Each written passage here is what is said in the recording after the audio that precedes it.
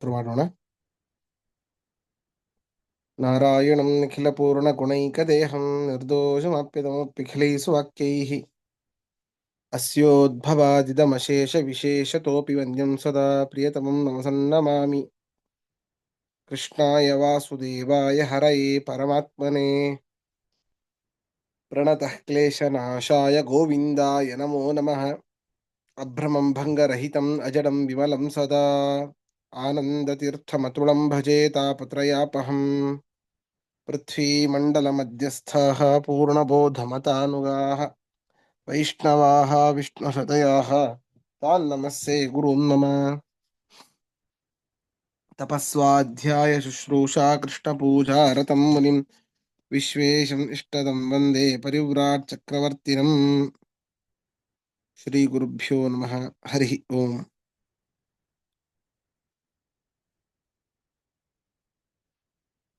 8ನೇ ಅಧ್ಯಾಯದ 6ನೇ ಶ್ಲೋಕದ ಅರ್ಥ ಆಗಬೇಕಲ್ವಾ? ಹೌದಾಚಾರ್ಯ? ಹೌದಾಚಾರ್ಯ, ಹೌದು. ನಮ್ಮ ಶ್ಲೋಕವನ್ನು ಓದೋಣ. ಯಂ ಯಂ ವಾಪಿ ಸ್ಮರನ್ ಭಾವಂ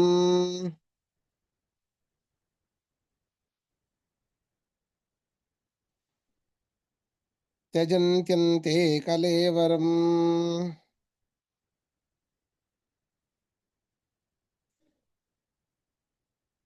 तं तमेवैति कौन्तेय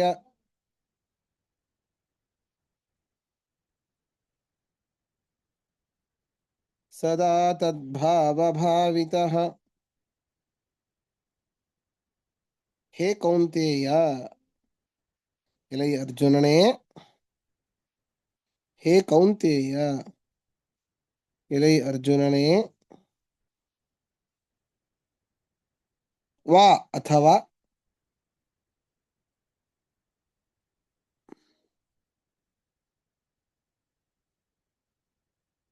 ವಾ ಅಥವಾ ಯಂ ಯಂ ಭಾವಂ ಸ್ಮರನ್, ಯಂ ಯಂ ಭಾವಂ ಸ್ಮರನ್, ಯಾವ ಯಾವ ಪದಾರ್ಥಗಳನ್ನು ಸ್ಮರಿಸುತ್ತಾ, ಯಾವ ಯಾವ ಪದಾರ್ಥಗಳನ್ನು ಸ್ಮರಿಸುತ್ತಾ,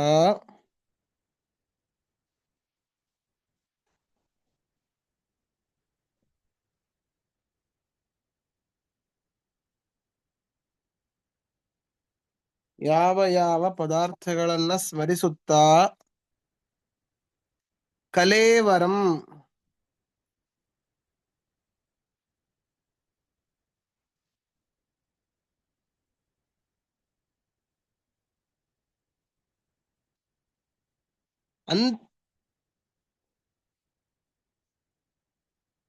ಕಲೇವರಂ ಈ ದೇಹವನ್ನು,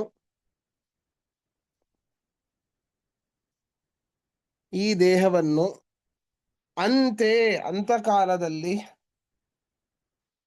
ಅಂತೆ ಅಂತಕಾಲದಲ್ಲಿ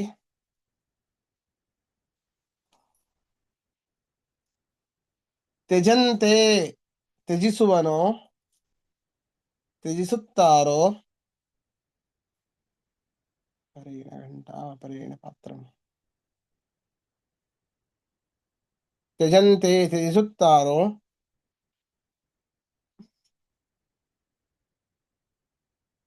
ತಂ ತಮೇವೈತಿ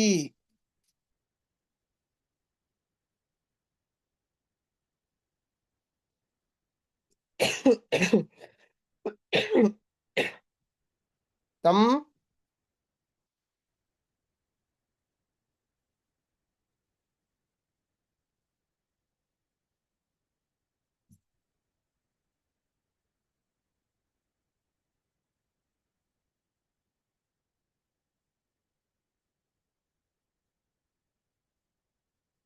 ತಂ ತಮೇವ ಅವನು ಆ ವಸ್ತುವನ್ನೇ,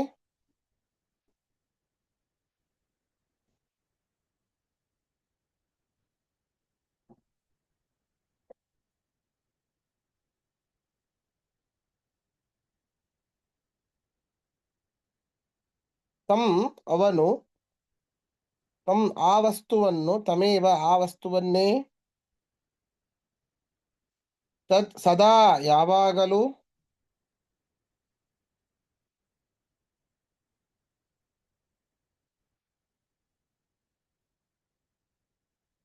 ತದ್ಭಾವಭಾವಿತಃ ತದ್ಭಾವಭಾವಿತಃ ಮನಸ್ಸಿನಿಂದ ಉಂಟಾದ ಸಂಸ್ಕಾರದಿಂದ ಸ್ಮರಿಸುತ್ತಾ ಮನಸ್ಸಿನಿಂದ ಉಂಟಾದ ಸಂಸ್ಕಾರದಿಂದ ಸ್ಮರಿಸುತ್ತಾ ಏತಿ ಆ ವಸ್ತುವನ್ನೇ ಹೊಂದುತ್ತಾನೆ. ಆಚಾರ್ಯ ಇನ್ನೊಮ್ಮೆ ಹೇಳಿ ಆಚಾರ್ಯ. ಮನಸ್ಸಿನಿಂದ ಉಂಟಾದ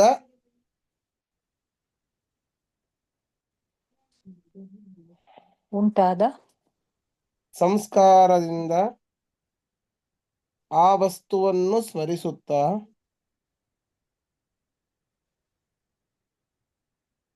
ಏತಿ ಆ ವಸ್ತುವನ್ನೇ ಹೊಂದುತ್ತಾನೆ.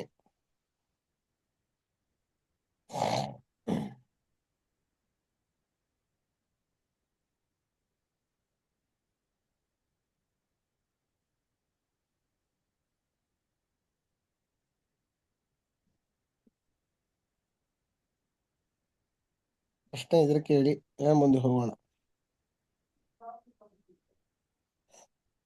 ನಾರಾಯಣ. ಸರಿ, ಮುಂದೆ ನೋಡಿ. ಆದ್ದರಿಂದ ಹೇ ಅರ್ಜುನ, ಅಂತ್ಯಕಾಲದಲ್ಲಿ ಯಾವ ಒಂದು ಸ್ಮರಣೆಯ ಮೂಲಕ ಅವನು ತನ್ನ ಒಂದು ದೇಹವನ್ನ ತ್ಯಜಿಸ್ತಾನೋ ಅವನು ಅಂಥದ್ದೇ ಆಗ್ತಾನೆ, ಅಥವಾ ಅಂತಹ ವಸ್ತುವನ್ನೇ ಅವನು ಹೊಂದುತ್ತಾನೆ. ಆದ್ದರಿಂದ ತಸ್ಮಾತ್, 7ನೇ ಶ್ಲೋಕ ನೋಡಿ. ತಸ್ಮಾತ್ ಸರ್ವೇಷು ಕಾಲೇಷು ಮಾಮನುಸ್ಮರ ಯುಧ್ಯ ಚ ಮಯ್ಯರ್ಪಿತ ಮನೋ ಬುದ್ಧಿ ಮಾಮೇ ವೈಶ್ಯಸ್ಯ ಸಂಶಯಃ. ಅರ್ಜುನ, ಆದ್ದರಿಂದ ಸಕಲ ಕಾಲದಲ್ಲಿ ಸರ್ವೇಷು ಕಾಲೇಷು ಮಾಂ ಅನುಸ್ಮರ, ನನ್ನನ್ನು ಸ್ಮರಿಸು. ನಿನ್ನ ಮನಸ್ಸು ಬುದ್ಧಿ ಇಂದ್ರಿಯಗಳನ್ನು ನನ್ನಲ್ಲಿಯೇ ಅರ್ಪಿಸು. ಯುದ್ಧ ಮಾಡು. ಯುದ್ಧ ಕ್ಷತ್ರಿಯರಿಗೆ ಪರಮಧರ್ಮ, ಹೌದು. ನೀನು ಅದೊಂದು ಕರ್ತವ್ಯ ಅಂತ ಅಲ್ಲ, ಪರಮಾತ್ಮನ ಪೂಜೆ ಅಂತ ಮಾಡು, ನನ್ನ ಪೂಜೆ ಅಂತ ಮಾಡು. ಯುದ್ಧ ಚ ಮಯ್ಯರ್ಪಿತ ಮನಃ ಬುದ್ಧಿ, ಮನಸ್ಸನ್ನ, ಇಲ್ಲಿ ಮನಸ್ಶಬ್ದ ಮನಸ್ಸನ್ನ ಬುದ್ಧಿಯನ್ನ ಎರಡೂ ಕೂಡ ನನ್ನಲ್ಲಿ ಅರ್ಪಿಸಿ ಯುದ್ಧ ಮಾಡು. ಆದ್ದರಿಂದ ಮಾಮೇ ವೈಶ್ಯಸಿ, ನನ್ನನ್ನೇ ಹೊಂದುತ್ತೀಯಪ್ಪ ನೀನು. ಏ ದ್ರೋಣಾಚಾರ್ಯ ಬ್ರಾಹ್ಮಣರು, ಏ ಭೀಷ್ಮ ಪಿತಾಮಹರು, ಅವರನ್ನೇ ಕೊಂದೆ ನಾನು. ನನ್ನ ಹಿರಿಯರು, ವಿದ್ಯೆ ಕೊಟ್ಟ ಗುರುಗಳನ್ನ ಕೊಂದೆ. ಆ ಭಾವನೆ ಬೇಡ, ನಿನಗೆ ಪಾಪ ಬರೋದಿಲ್ಲ. ನಿನ್ನ ಭಾವನೆ ಏನಿತ್ತು?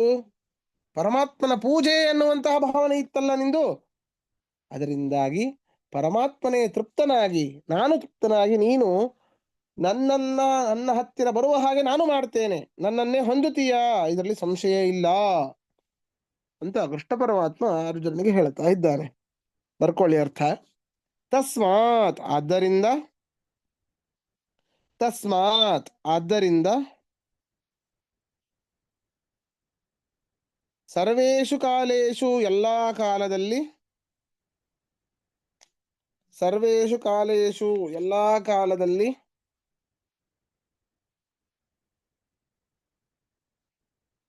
ಮಾಮನುಸ್ಮರ, ಮಾಮನುಸ್ಮರ ನನ್ನನ್ನು ಸ್ಮರಿಸು, ಮಾಮನುಸ್ಮರ ನನ್ನನ್ನು ಸ್ಮರಿಸು. ಚ ಮತ್ತು, ಚ ಮತ್ತು,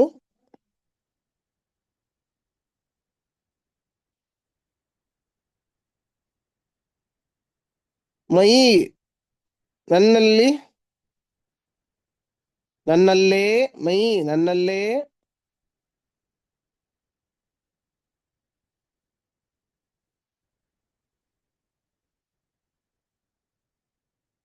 ಮನಃ ಬುದ್ಧಿ ಮನಃ ಬುದ್ಧಿ, ನಿನ್ನ ಮನಸ್ಸು ಬುದ್ಧಿಗಳನ್ನು ನಿನ್ನ ಮನಸ್ಸು ಬುದ್ಧಿಗಳನ್ನು ಅರ್ಪಿತ ಅರ್ಪಿಸಿದವನಾಗಿ, ಅರ್ಪಿತಃ ಅರ್ಪಿಸಿದವನಾಗಿ,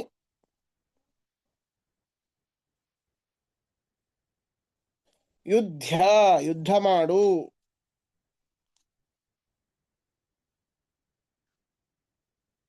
ಯುದ್ಧ ಮಾಡು, ಮಾಂ ನನ್ನನ್ನೇ, ಮಾಂ ನನ್ನನ್ನೇ, ಏಷ್ಯಸಿ ಹೊಂದುವಿ, ಏಷ್ಯಸಿ ಹೊಂದುವಿ, ಅಸಂಶಯ ಇದರಲ್ಲಿ ಸಂಶಯವಿಲ್ಲ,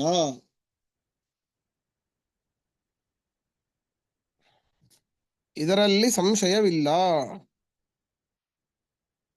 ಪ್ರಶ್ನೆ ಇದ್ರೆ ಕೇಳಿ.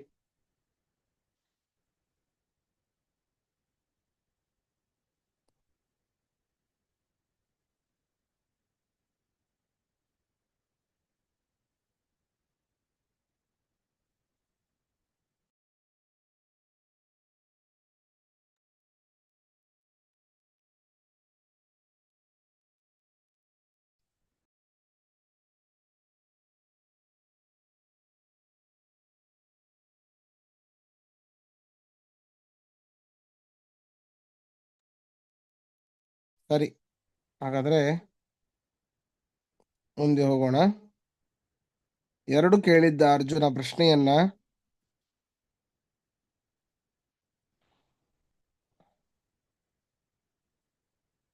ಅಲ್ಲ, ಕೊನೆಯ ಕಾಲದಲ್ಲಿ ಪರಮಾತ್ಮನ ಸ್ಮರಣೆಯನ್ನ ಯಾಕೆ ಮಾಡಬೇಕು, ಕೊನೆಯ ಕಾಲದಲ್ಲಿ ಪರಮಾತ್ಮನ ಸ್ಮರಣೆಯನ್ನ ಮಾಡಲಿಕ್ಕೆ ಏನು ಮಾಡಬೇಕು, ಕೊನೆಯ ಕಾಲದಲ್ಲಿ ಪರಮಾತ್ಮನ ಸ್ಮರಣೆಯನ್ನ ಯಾಕೆ ಮಾಡಬೇಕು ಅಂತ ಕೃಷ್ಣ ಈ ಎರಡು ಶ್ಲೋಕದಿಂದ ಉತ್ತರ ಕೊಟ್ಟ. ಮಾಮೇ ವೈಶ್ಯಸಿ ಅಸಂಶಯ, ನನ್ನನ್ನೇ ಹೊಂದುತ್ತಿ, ಇದರಲ್ಲಿ ಸಂಶಯ ಇಲ್ಲ ಅಂತ. ಈಗ ಹೇಳ್ತಾ ಇದ್ದಾನೆ, ಮಾಮೇ ವೈಶ್ಯಸಿ, ಹೌದು ನಿನ್ನನ್ನೇ ಹೊಂದುತ್ತೀನಪ್ಪ. ಹೇಗೆ ಹೊಂದೋದು, ಕೊನೆ ಕಾಲದಲ್ಲಿ ಸ್ಮರಣೆ ಬಂದ್ರೆ. ಸ್ಮರಣೆ ಹೇಗೆ ಬರುತ್ತೆ ಅಂತ ಆ ಒಂದು ಪ್ರಶ್ನೆಗೆ ಕೃಷ್ಣ ಇಲ್ಲಿ ಉತ್ತರ ಕೊಡ್ತಾ ಇದ್ದಾನೆ. 8ನೇ ಶ್ಲೋಕ. ಅಭ್ಯಾಸ ಯೋಗ ಯುಕ್ತೇನ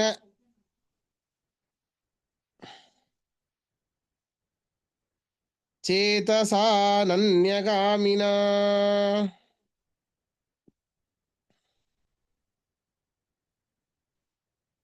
ಪರಮಂ ಪುರುಷಂ ದಿವ್ಯಂ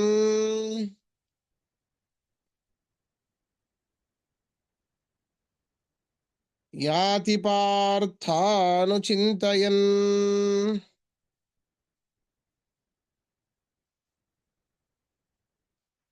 ಹೇ ಪಾರ್ಥ, ಅರ್ಜುನ ಏನು ಮಾಡಬೇಕು ಗೊತ್ತಾ, ಪುನಃ ಪುನಃ ಪುನಃ ಪುನಃ ಅಭ್ಯಾಸ ಮಾಡಬೇಕು. ಅಭ್ಯಾಸ ಅಂದ್ರನೇ ಅದು, ಆವೃತ್ತಿಯೇ ಒಂದು ಅಭ್ಯಾಸ. ಅದೇ ಒಂದು ಪರಮಾತ್ಮನ ಅಂತ್ಯಕಾಲದಲ್ಲಿ ಪರಮಾತ್ಮನ ಸ್ಮರಣೆಗೆ ಅಭ್ಯಾಸ ಒಂದೇ ಕಾರಣ. ಹೇಗೆ ಅಭ್ಯಾಸ, ಏನು ಅಭ್ಯಾಸ, ಯಾವ ರೀತಿಯ ಅಭ್ಯಾಸ, ಆವೃತ್ತಿ ರೂಪವಾದದ್ದೇ. ಆವೃತ್ತಿ ಸಕೃತ ಉಪದೇಶಾತ್, ಆವೃತ್ತಿ ರಸಕೃತ ಉಪದೇಶಾತ್. ಅಸಕೃತ ಆಗಿರಬೇಕು, ಸಕೃತ ಆಗಿರಬಾರ್ದು. ಸಕೃತ ಅಂದ್ರೆ ಒಂದು ಬಾರಿ, ಅಸಕೃತ ಅಂದ್ರೆ ಅನೇಕ ಬಾರಿ. ಅನೇಕ ಬಾರಿ ನಾವು ಪರಮಾತ್ಮನ ಧ್ಯಾನವನ್ನು ಮಾಡ್ತಾನೇ ಇರಬೇಕು ಮನಸ್ಸಿನಿಂದ. ಎಲ್ಲರಿಗೂ ಮನಸ್ಸಿದೆ, ಎಂತಹ ಮನಸ್ಸಿನಿಂದ ಮಾಡಬೇಕು ಅಂತಂದ್ರೆ ಅನನ್ಯಗಾಮಿನ, ಬೇರೆ ಯಾವುದೇ ಒಂದು ವಿಷಯ ಪದಾರ್ಥಗಳ ಕಡೆ ಹರಿಯದೇ ಇರುವಂತಹ ಮನಸ್ಸಿನಿಂದ ಪರಮಾತ್ಮನ ಚಿಂತನೆಯನ್ನು ಮಾಡಬೇಕು. ಏನನ್ನ ಚಿಂತನೆ ಮಾಡಬೇಕು, ಪರಮಾತ್ಮನಂತ ಏನಂತ ತಿಳಿಬೇಕು ಪರಮಾತ್ಮನನ್ನ ಅಂತಂದ್ರೆ ಅದಕ್ಕೆ ಹೇಳ್ತಾ ಇದ್ದಾರೆ, ಪರಮಂ ಪುರುಷಂ, ಸರ್ವೋತ್ತಮನಾದವನು ಪರಮಾತ್ಮ ಅಂತ ತಿಳಿಬೇಕು. ದಿವ್ಯಂ, ಸೃಷ್ಟ್ಯಾದಿ ಈ ಒಂದು ಜಗತ್ತಿಗೆ ಸೃಷ್ಟ್ಯಾದಿ ಅಷ್ಟಕಗಳನ್ನ ಕೊಡುವಂತವನು ಪರಮಾತ್ಮ. ಸೃಷ್ಟ್ಯಾದಿ ಮೊದಲಾದ ಕ್ರೀಡೆಗಳನ್ನ ಮಾಡುವಂತವನು, ಅವೆಲ್ಲ ಅವನಿಗೆ ಪರಮಾತ್ಮನಿಗೆ ಅವೆಲ್ಲ ಆಟ ಇದ್ದ ಹಾಗೆ. ದಿವ್ಯ ಶಬ್ದವೇ ಹೇಳ್ತಾ ಇದೆ. ದಿವು ಕ್ರೀಡಾಯಾಮ್ ಅಂತ ಧಾತು, ಅದು ಕ್ರೀಡೆ ಪರಮಾತ್ಮನಿಗೆ. ಅದಕ್ಕೆ ದೇವ ದೈವ ಅವನೊಬ್ಬನೇ, ಉಳಿದವರಿಗೆಲ್ಲ ಆಟ ಆಡ್ಲಿಕ್ಕೆ ಬರೋದಿಲ್ಲ. ಆಟ ಆಡ್ಸೋನು ಅವನು, ಇವರೆಲ್ಲ ಆಟ ಆಡೋರಷ್ಟೇ. ಆದ್ರಿಂದ ಪರಮ ದೇವ ಅಂತಂದ್ರೆ ಅವನೇ, ಪರಮಾತ್ಮನೇ, ನಾರಾಯಣನೇ ದೇವ ಅಂತಂದ್ರೆ. ಅದರಿಂದ ಇಲ್ಲಿ ದಿವ್ಯಂ ಅಂತ ಹೇಳ್ತಾ ಇದ್ದಾರೆ. ಸೃಷ್ಟ್ಯಾದಿ ಜಗತ್ತಿಗೆ ಸೃಷ್ಟಿ ಮೊದಲಾದ ಅಷ್ಟಕಗಳನ್ನ ಮಾಡುವುದರ ಮೂಲಕ, ಕೊಡುವುದರ ಮೂಲಕ ಅವು ಎಲ್ಲವೂ ಕೂಡ ಪರಮಾತ್ಮನಿಗೆ ಆಟ. ಇಂತಹ ಮೊದಲಾದ ಗುಣಗಳಿಂದ ಪರಮಾತ್ಮನು ಕೂಡಿದವನು, ಪರಿಪೂರ್ಣನು. ಅಂತಹ ಭಗವಂತನನ್ನ ಸದಾಕಾಲ ವಿಷಯ ಪದಾರ್ಥಗಳ ಕಡೆ ಹರಿಯದೇ ಇರುವಂತಹ ಮನಸ್ಸಿನಿಂದ ಚಿಂತನೆ ಮಾಡಬೇಕು. ಅಂತಹ ಪರಮಪುರುಷನನ್ನೇ ಆ ಚಿಂತಿಸುವಂತಹ ವ್ಯಕ್ತಿ ಹೊಂದುತ್ತಾನೆ ಅಂತ ಕೃಷ್ಣ ಪರಮಾತ್ಮ ಹೇಳ್ತಾ ಇದ್ದಾನೆ. ಅರ್ಥ ಬರ್ಕೊಳ್ಳಿ. ಪಾರ್ಥ, ಎಲೈ ಪಾರ್ಥನೆ,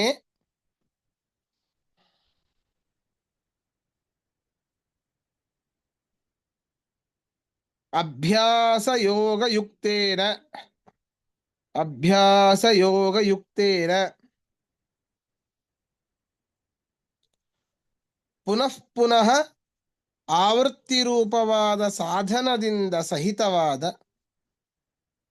ಪುನಃ ಪುನಃ ಆವೃತ್ತಿ ರೂಪವಾದ ಸಾಧನದಿಂದ ಸಹಿತವಾದ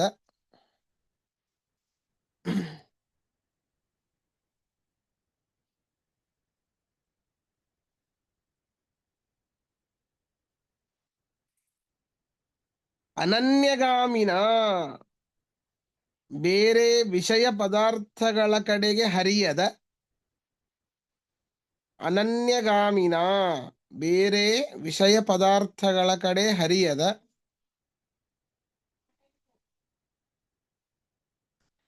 ಚೇತಸ ಮನಸ್ಸಿನಿಂದ, ಚೇತಸ ಮನಸ್ಸಿನಿಂದ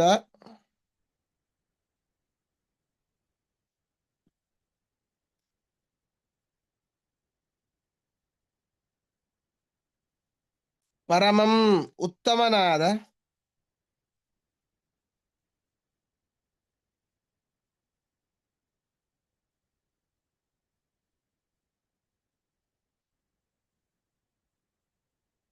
ದಿವ್ಯಂ ಸೃಷ್ಟಿ ಮೊದಲಾದ ಕ್ರೀಡೆ ಇತ್ಯಾದಿ ಗುಣಗಳಿಂದ ಕೂಡಿದ, ದಿವ್ಯಂ ಸೃಷ್ಟಿ ಮೊದಲಾದ ಕ್ರೀಡೆ ಇತ್ಯಾದಿಗಳಿಂದ ಕೂಡಿದ, ಇತ್ಯಾದಿ ಗುಣಗಳಿಂದ ಕೂಡಿದ, ಜಗತ್ ಸೃಷ್ಟಿ ಮೊದಲಾದ ಕ್ರೀಡೆಗಳೇ ಮೊದಲಾದ ಗುಣಗಳಿಂದ ಕೂಡಿದ,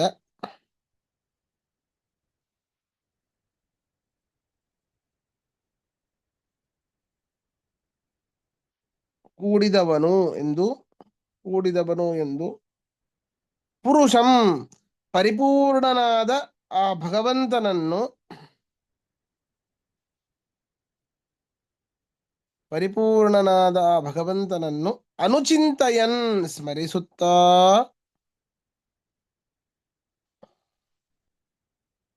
ಅನುಚಿಂತಯನ್ ಸ್ಮರಿಸುತ್ತಾ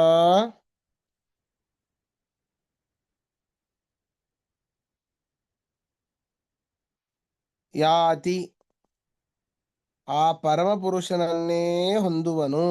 ಯಾರು? ಸ್ಮರಿಸುವಂತಹ ವ್ಯಕ್ತಿ. ಯಾತಿ ಆ ಪರಮ ಪುರುಷನನ್ನೇ ಹೊಂದುವನು.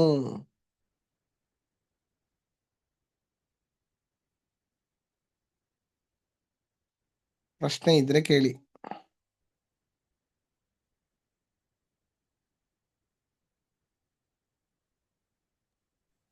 ಎಲ್ಲೋ ಮೊದ್ಲು ಅಭ್ಯಾಸ ಏನತ್ತು ಕೌಂತೆಯ ಅದೇನೋ ಅಂದಿರ್ತಾರಲ್ಲ. ಹ್ಮ್ ಯಾವ್ದೋ ಬೇರೆ. ವೈರಾಗ್ಯೇಣ ಚ ಗೃಹ್ಯತೆ. ಅಭ್ಯಾಸೇನ ಕೌಂತೆಯ ವೈರಾಗ್ಯೇಣ ಚ ಗೃಹ್ಯತೆ. ಹಾ, ಅದೊಂದ್ ಸ್ವಲ್ಪ ನೆನಪು ಬಂತು. ಹೌದು ಹೌದು. ಅಭ್ಯಾಸೇನ ತು ಕೌಂತೆಯ ಹೇ ಹ್ಮ್. ಇವನೇ ಅರ್ಜುನನೇ, ಅಭ್ಯಾಸದಿಂದಾಗಿ ಇಂದ್ರಿಯ ನಿಗ್ರಹವನ್ನ ಮಾಡಬಹುದು. ಅರ್ಜುನ ಪ್ರಶ್ನೆ ಕೇಳ್ತಾನೆ, ಇಂದ್ರಿಯಾಣಿ ಪ್ರಮಾಥೀನಿ ಹರಂತಿ ಪ್ರಸವಂ ಮನಃ. ಈ ಒಂದು ಪ್ರಶ್ನೆಗೆ ಆ ಉತ್ತರ. ಹೌದು. ಹೌದು ಹೌದು ಹೌದು, ನಿಜ ನಿಜ. ಮನಸ್ಸು ಬಹಳ ಚಂಚಲ. ವಾಯೋರಪಿ ಸುದುಷ್ಕರಂ. ಗಾಳಿಗಿಂತಲೂ ಕೂಡ ಬಹಳ ಕಷ್ಟವಾದದ್ದು ಮನಸ್ಸನ್ನು ಹಿಡಿಯೋದು ಅಂದ್ರೆ. ಹೌದಪ್ಪ ಅರ್ಜುನ, ಇಲ್ಲ ಅಂದವ್ರು ಯಾರು? ಏನಾದ್ರೂ ಹೇಳಿದ್ನ?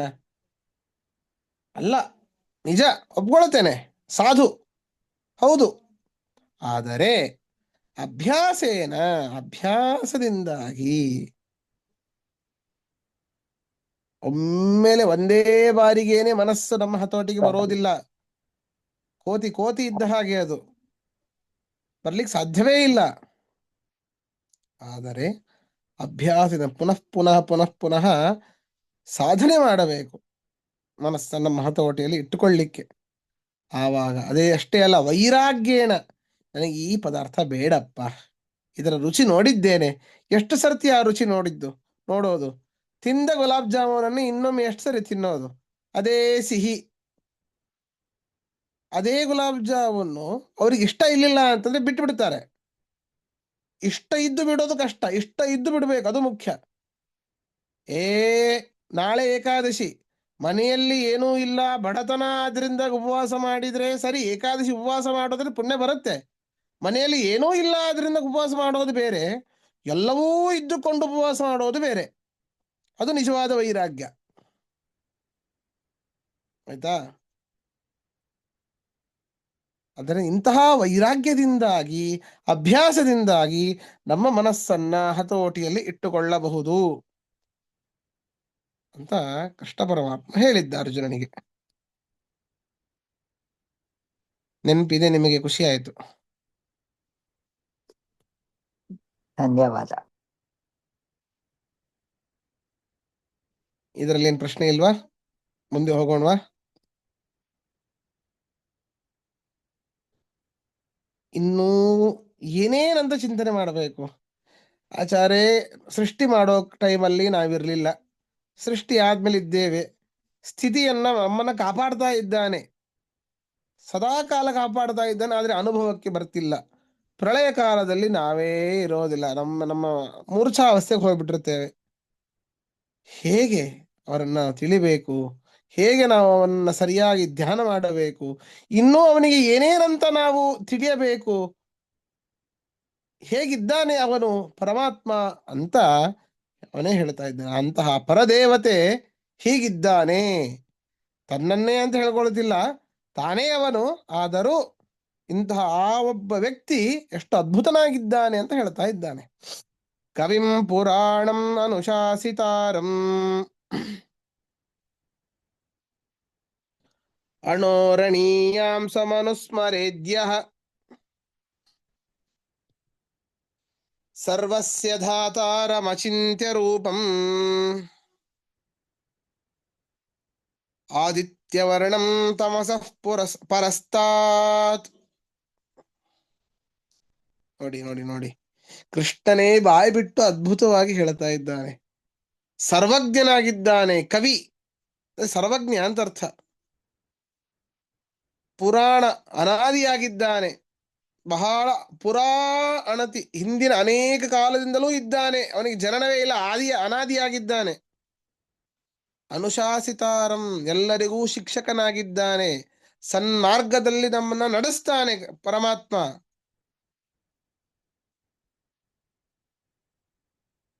ಅಣೋ ಅಣೀಯಾಂಸಃ, ಅಣೇಯಾಂಸಃ, ಯಾವುದು ಅತ್ಯಂತ ಅಣು ಅಂತ ಇದೆನೋ ಅದಕ್ಕಿಂತಲೂ ಪರಮಾತ್ಮ ಅಣು ಆಗಿದ್ದಾನೆ. ಯಾವುದು ಮಹತ್ತು ಅಂತ ಇಡೀ ಬ್ರಹ್ಮಾಂಡದಲ್ಲಿದೆ ಅದಕ್ಕಿಂತಲೂ ಮಹತ್ತಾದ ರೂಪವನ್ನು ಪರಮಾತ್ಮ ಹೊಂದಿದ್ದಾನೆ. ಸದ್ಯಕ್ಕೆ ಇಲ್ಲಿ ಕೊಟ್ಟಿದ್ದು ಅಣೋರಣೀಯಾಂಸಃ, ಅಣುವಿಗಿಂತಲೂ ಅಣು ಆಗಿದ್ದಾನೆ ಅಂತ ಪರಮಾತ್ಮ ಚಿಂತನೆ ಮಾಡಬೇಕಂತೆ. ಸರ್ವಜ್ಞನಾಗಿದ್ದಾನೆ, ಅನಾದಿಯಾಗಿದ್ದಾನೆ, ನಮಗೆ ಶಿಕ್ಷಕನಾಗಿದ್ದಾನೆ, ಅನುಸ್ಮರೇದ್ಯಃ ಸರ್ವಸ್ಯ ಧಾತಾರಂ ಚರಾಚರಾತ್ಮಕ ಪ್ರಪಂಚಕ್ಕೆ ಧಾರಣ ಪೋಷಣೆಗಳನ್ನ ಮಾಡ್ತಾನೆ ಪರಮಾತ್ಮ. ಅಚಿಂತ್ಯ ರೂಪಂ. ಇಷ್ಟೆಲ್ಲ ಹೇಳಿ ಪರಮಾತ್ಮನ ರೂಪವನ್ನು ಚಿಂತನೆ ಮಾಡ್ಲಿಕ್ಕಾಗೋದಿಲ್ಲ. ಅರ್ಥಾತ್ ಸಂಪೂರ್ಣವಾಗಿ ಸಾಕಲ್ಲೇನ ಕಾಸ್ನೇನ ಪರಮಾತ್ಮನ ಚಿಂತನೆ ಅಸಾಧ್ಯ. ಇಲ್ಲ, ಒಂದೊಂದು ಗುಣಗಳು ಹೇಳ್ತಾ ಇದ್ದಾರಷ್ಟೇ. ಸರ್ವಜ್ಞನಾಗಿದ್ದಾನೆ, ಅನಾದಿಯಾಗಿದ್ದಾನೆ ಅಂತ ಹೇಳಿ. ಒಂದು 2 ನಿಮಿಷ.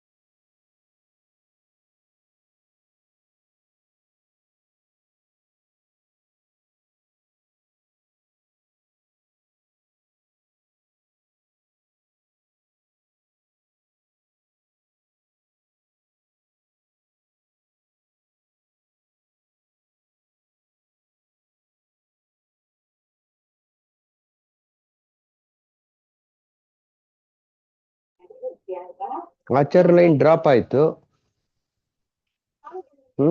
ಮತ್ತೆ ಮತ್ತೆ ಬರ್ತೀನಿ ಅಂದ್ರಲ್ಲ. ಅಂದ್ರು. ಇನ್ನುವರೆಗೂ ಬರ್ಲಿಲ್ಲ. ಇನ್ನೊಂದ್ 2 ನಿಮಿಷ ಕಾಯೋಣ. ಅವ್ರು ಬಂದ್ರೆ ಸರಿ, ಇಲ್ದೇ ಇದ್ರೆ. ಡ್ರಾಪ್ ಆಗಿಲ್ಲ, ಅವರು ಮ್ಯೂಟ್ ನಲ್ಲಿ ಹೋಗಿದ್ದಾರೆ. ಅದೇ ಅವ್ರಿಗೆ I think he got a call R something. Distraction ಆಗಿದೆ. ನೀವು ಹೇಳ್ದಂಗೆ 5 ನಿಮಿಷ ಇಲ್ಲ, ಈಗ ಟೈಮ್ ಔಟ್ ಆಗತ್ತೆ. 3 ನಿಮಿಷನೇ ಉಳಿದಿರೋದು. ಹೌದು, ಹೋಗ್ಬಿಡತ್ತಿದು. Then we leave. ಅಲ್ಲ ಅಲ್ಲಿವರೆಗೂ ಆಗ್ಲಿ, ಟೈಮ್ ಔಟ್ ಆಗೋವರೆಗೂ ಇರ್ಲಿ. ಹೌದು, we just hang on for some more time.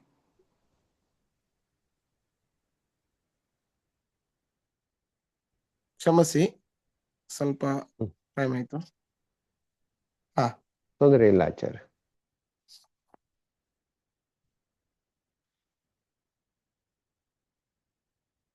ಆ, ಆ.